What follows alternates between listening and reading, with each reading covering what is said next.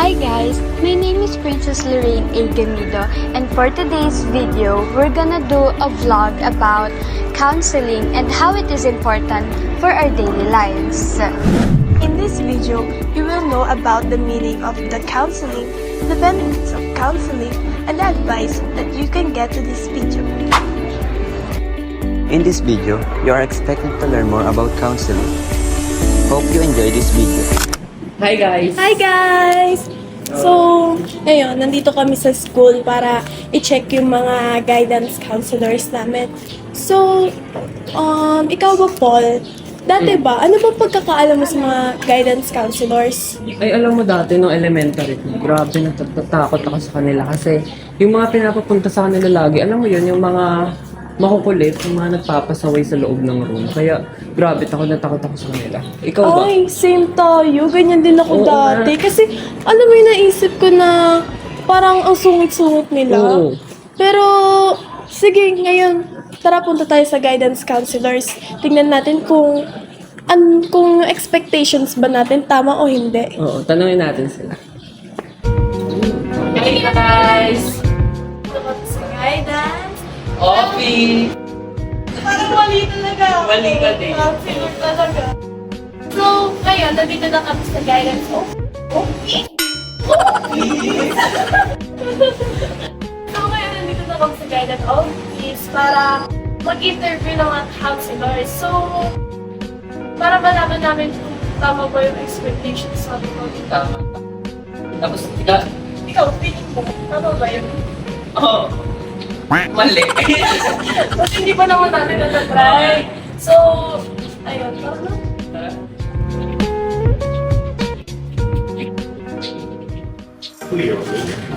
So, ngayon, nandito si Sir. Kasi siya yung nakita namin bali interview for counselor. Yes po, and disclaimer lang rin kung hindi natin kami ng permission so kumain. So, Ano ba? Good afternoon. Parang ako. Awkward pala dito. Ano ba? So you're from Tate? So, ayun, as muna natin si Sir. Sir, ano po ba name and ikaw di background lang po? Ayun, okay. So, my name is Sir David Carilla. I'm the College Guidance Associate. So, BS Psych graduate po ako from Our Lady of Fatima University ng 2023. Tapos, psychometrician, licensed psychometrician since August 2024. Sir, may expectations po kasi kami kanina. Akala po kasi namin masungit yung mga counselors. Totoo po yun, sir? Sinasabi niyan. Wala lang po. Sinasabi niyan. kasi po yung dati ko ng elementary, yung mga pinapapunta ko lagi sa guidance, yung mga makukulit po, kaya Yes, sa sir. tao. Kaya po, ang akala namin sa mga counselor, ay, pasungit day. Parang mali naman po yung expectations namin. Kasi, sir, ang bait-bait na talaga. Ganun ba? Hindi totoo yan. Bola lang yan. Okay lang po. So, sir, pwede po ba kami mag-ask sa inyo ng questions? Sure. Gusto niyo sa counseling room na?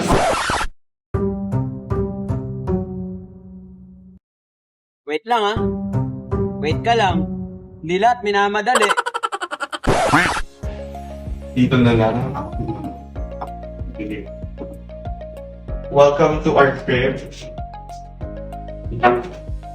Hey, guys. Parang na-spotlight ang bigay. So, sir, may 3 questions lang po kami. And, Pero siguro before you begin, sagutin ko muna yung kanina yung tanong ninyo, yung perception niyo mo about sa guidance office. Actually, ako rin, when growing up, akala ko ganun rin yung sa guidance office. Pero dito kasi sa OLOPS, and I think ano na rin siya, other guidance offices rin sa ibang school, we're starting to break the stigma rin yung perception sa guidance office. Pupunta ka lang kung may problema sa'yo, may nireport about, kung may ginawa ka. Pero dito sa OLOPS, I assure you na kami, first and foremost, student first. And ang provided services talaga natin dito is yung mental health first aid, of course. And of course, yung guidance na hinahanap rin ng student. Kasi may mga students na pumupunta na they need perspective on their issues or problems na pinapagdaanan nila. So, lumalapit sila sa guidance office. So, hindi lang kami dun sa, yung may ginawa kang masama. Of course, may students din kami na-encounter na gano'n, pero hindi purely gano'n ang guidance office dito sa Onward. Ayun, sir. May nagdala po kami 3 questions. And yung uno, sir, what is counseling and why is it important in our lives?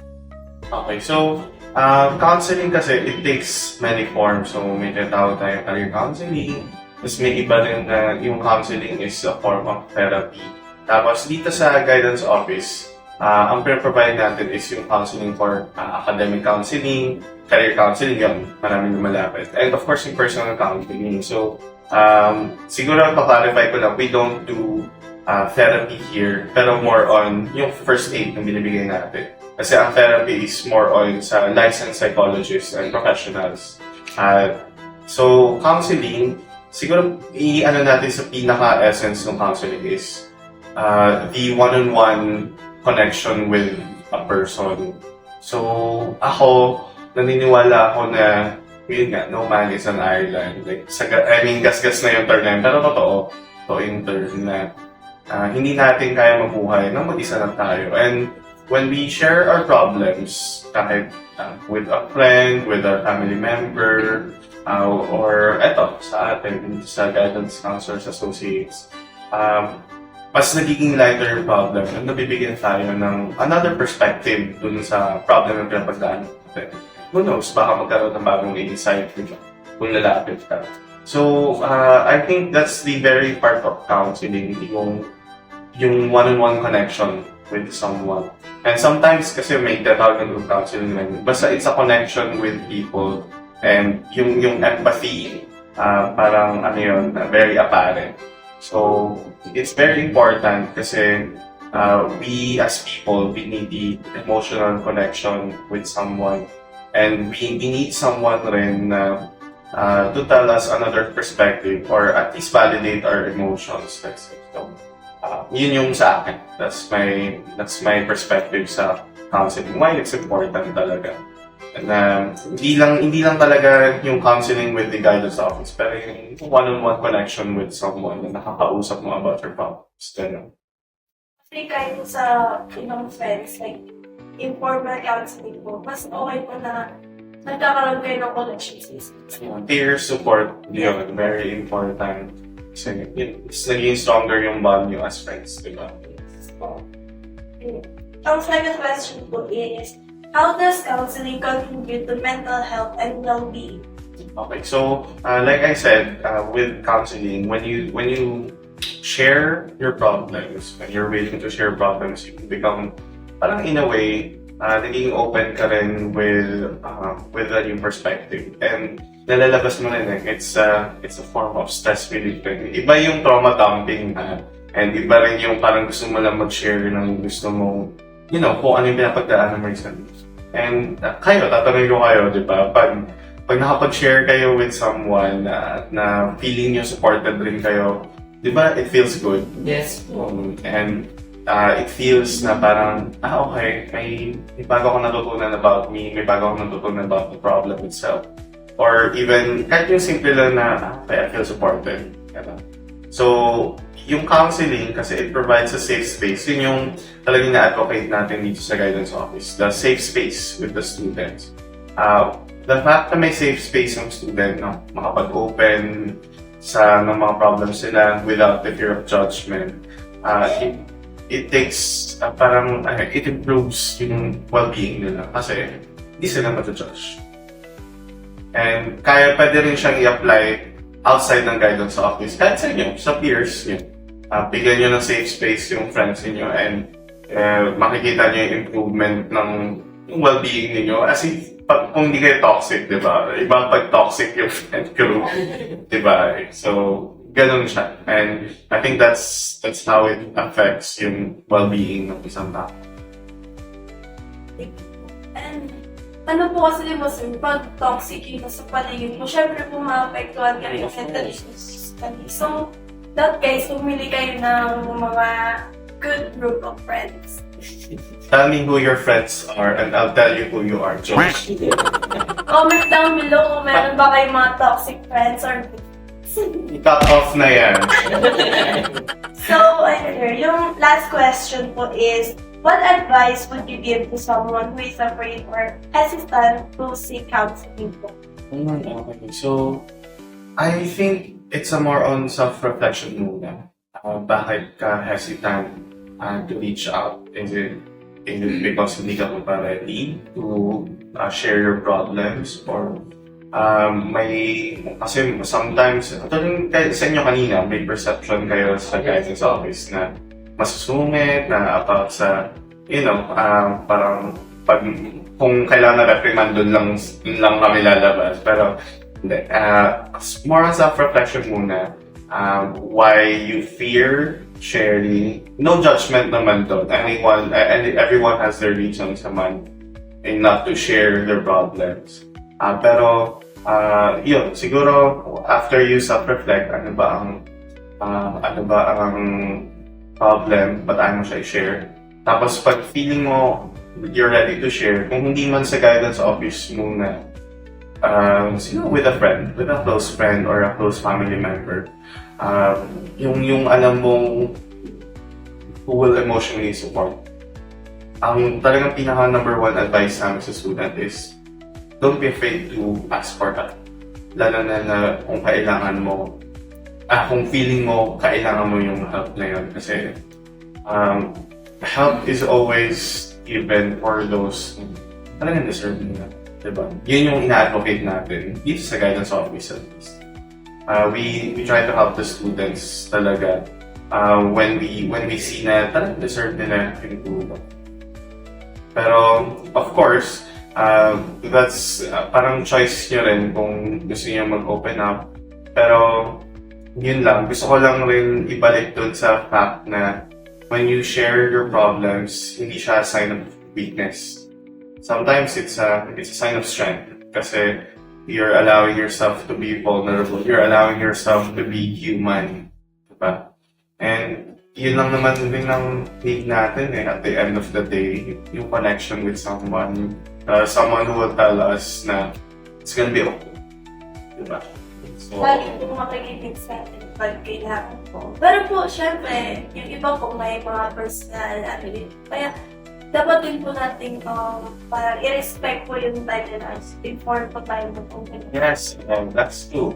Lalo na two-way street yan eh. Parang two-way communication. Parang nakikipag-usap ka lang. So, alam ka naman, ikaw lang yung nagdadal. So, when you allow yourself to be open, dapat ikaw rin, in some way, accept mo rin na others can be vulnerable rin. And siguro with that emotional connection with someone, either with your friends, your teachers, your parents, guidance counselor, or whatnot, it's a room for growth as a human being at the end of the day. Ganun siya. Nasagot ko ba? Oo. Question picture. Dahil po namin tutulong. Opo, tsaka po nawala na po yung expectations po namin. And mas naliwanagan po kami sa mga dapat po namin gawin when it comes to approaching the counseling. Oo. So, basta dito sa all of guidance, even in grade schools, high school, college, lapit lang kayo. Our door is always open. Kailangan nyo ng tulong or kailangan nyo ng advice or guidance. Yun lang po, sir. Thank you po. sir. And thank you. Babalik sila. So. Thank you. Thank you. Bye. Thank you.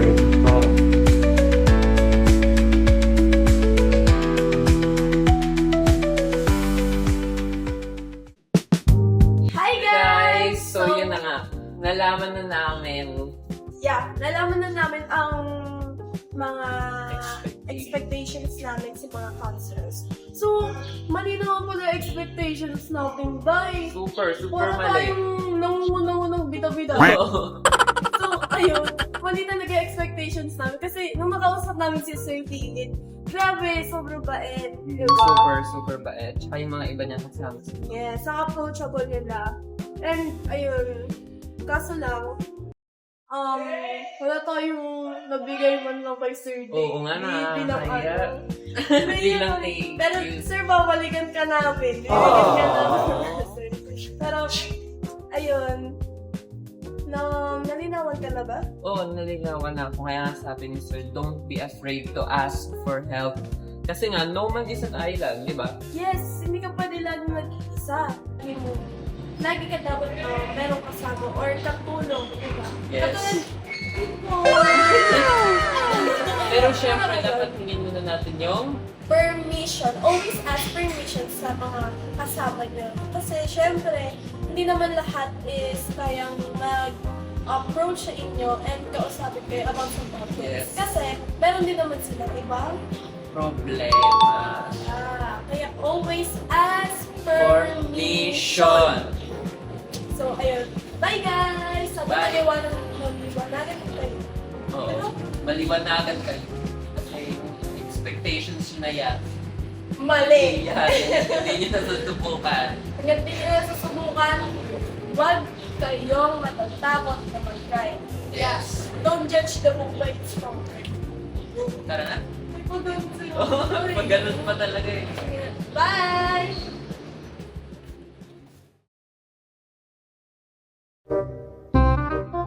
Uy! Galing kayo dito? Oo. Pasungit na sila. May sinapa kasi ako. Eh, Weh, yan ang hindi ko alam. naku, ayoko na. Uy, ito! Isa na sa...